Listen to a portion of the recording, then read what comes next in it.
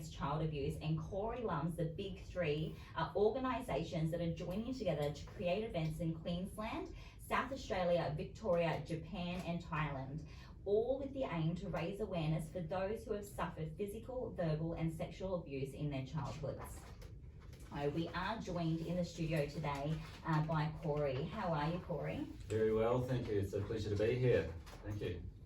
Welcome. And Corey, can you please tell us a little bit about yourself?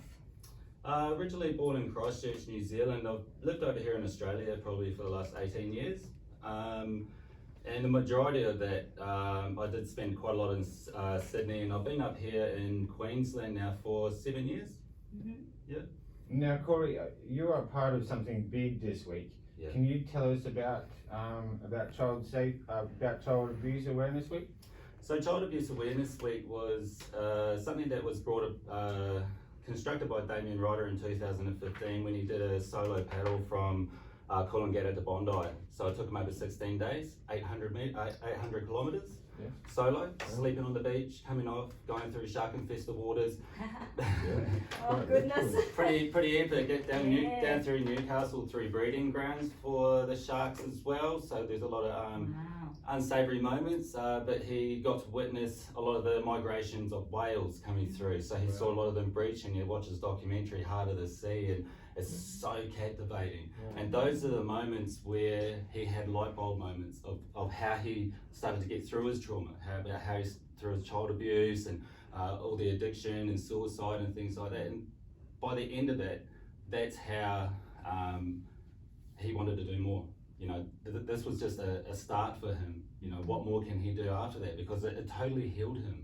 The ocean, especially being Indigenous Māori and with Aboriginal, the ocean and the land has so many healing qualities, and that's what he got from it. So from there, 2015, Child Abuse Awareness Week was born. Fantastic. And now, you know, Corey, I've read a bit of your story, and so I know that this is something that's very personal to yourself as well. And can you tell us a little bit about sort of your involvement in this and how, because you're from the Big Three? Yeah, so the Big Three: strive, thrive, live.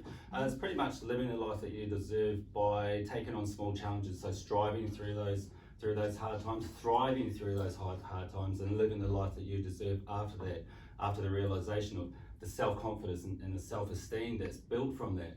By just taking on small challenges. For some people it's a 5K park run, for others it could be a Spartan, for others it could be a marathon, for others it's doing something as ludicrous as an 800K paddle. Yeah, why is the awareness so important? Let's talk about that scary part. Like, the statistics are real, and we did mention them before, but why is it so important to raise this awareness and to be doing these things? In Australia especially, we've been exposed to so many other things. We look at Daniel Morecambe. What unfortunately happened to that poor young boy, and we all know his name, don't we? You know, and synonymous with, and his family, God bless him, have spent their whole life mission now to ensure that child safety is paramount within Australia. We look at awareness campaigns like the Me Too movement. Yeah. We look at how that simple phrase of saying Me Too got so many other people to come out and tell their stories. So the awareness is, and the community events are about giving people that platform to be able to say, that happened to me as well. So the community events are actually giving people that time to come and speak to someone who's gone through that, has made it through that process, and now sees life rather than living life to die. It's more living for something. And so so awareness is essential. It's an education, it's a community, and it's a sense of fun that we try to bring to the awareness. Yeah, you brought up in your speech, because obviously I met you on Saturday when you were doing Circus to Burley. And your speech really inspired me. So what's your journey through this? What are you doing? So how are you going by awareness? So for me, it's an ever-growing situation that we put ourselves in. Once we get to one part, we realise that there's another pocket that could be fulfilled. Because with trauma, it's so individual to each person, because each circumstance has affected someone in either way, from a young age to an older age. Even older people, such as in their 20s and 30s, can go through trauma. So there is no one set standard or direction to go. So in that sense, we I try to learn as much as possible. I go to different workshops, different seminars. I go to Centre for Integrative Health, or I'll go to different places to learn more. Fantastic. Yeah. Fantastic. So, you obviously did service to Burleigh. So, what's the next stage for you in bringing this to the forefront to the community? So the next one, after we finished the Surfers to Burleigh walk, we then walked from Burleigh to Logan. It was a 63k walk, and then we did a community walk with all the PCYC staff and Thrive staff, and they helped me finish the last 16k's. So that was 79, 80k's from 8 p.m. through till 11 a.m. the next morning. Okay, fantastic. So that was that, and then next one coming up obviously is in Redcliffe this Saturday. Okay, awesome. Yeah. I believe what I've seen, you weren't only talking about one culture. You're inviting many cultures, like obviously New Zealand, and also Aboriginal mobs through to that. So, is there a certain obviously culture that you're targeting, or is that a wide range? No, it's a very wide range. Each different culture has its own system and process for healing. So obviously, as a Māori person, we have a very tribal sort of connection.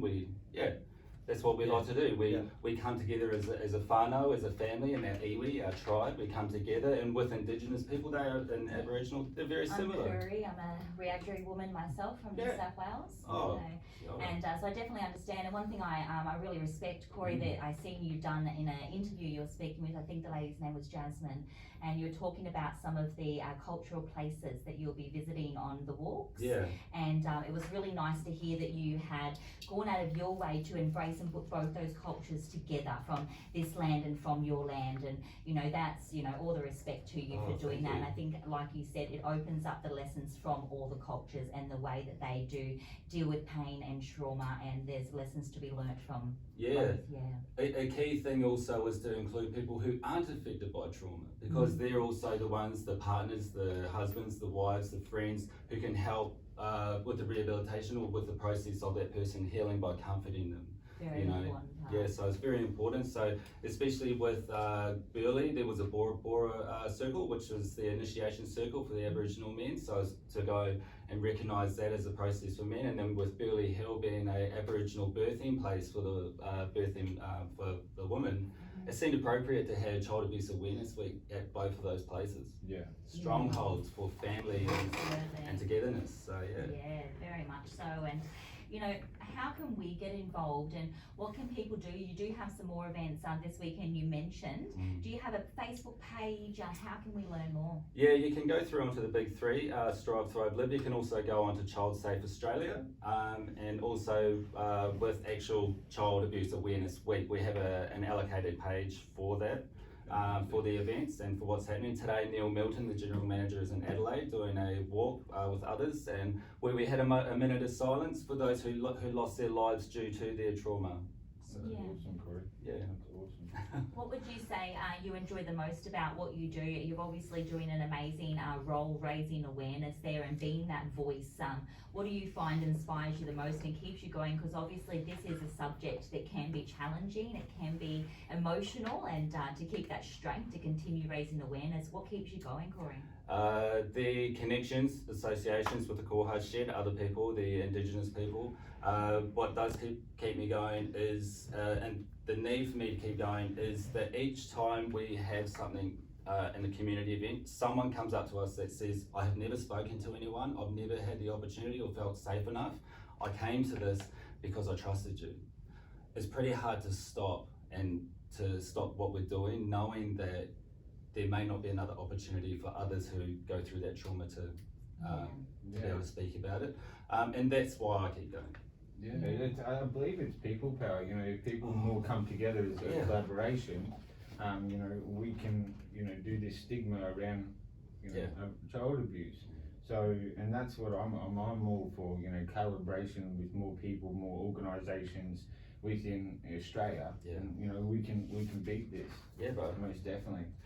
Some of the most crucial things is alliance and collaboration within communities. Through those alliances and collaboration, we can start to find where issues are and where pockets of people are, and we can come together as one.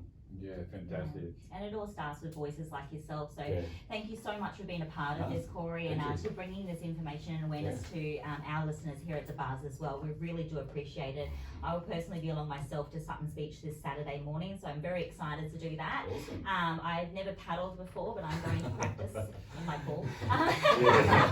But I'm very excited to be a part of it, and I'm very inspired by what I've learnt, and so thank you so much. I will be posting everything up for you guys at home, so you can have a look at the amazing work Corey's done. I'll also put a few links to some interviews. It's very inspirational stuff, guys. Grab a cup of tea, a cup of coffee, probably some tissues because it is emotional. But let's be brave. Let's tackle this. Let's open the dialogue. Let's get this conversation started. I think it's very important.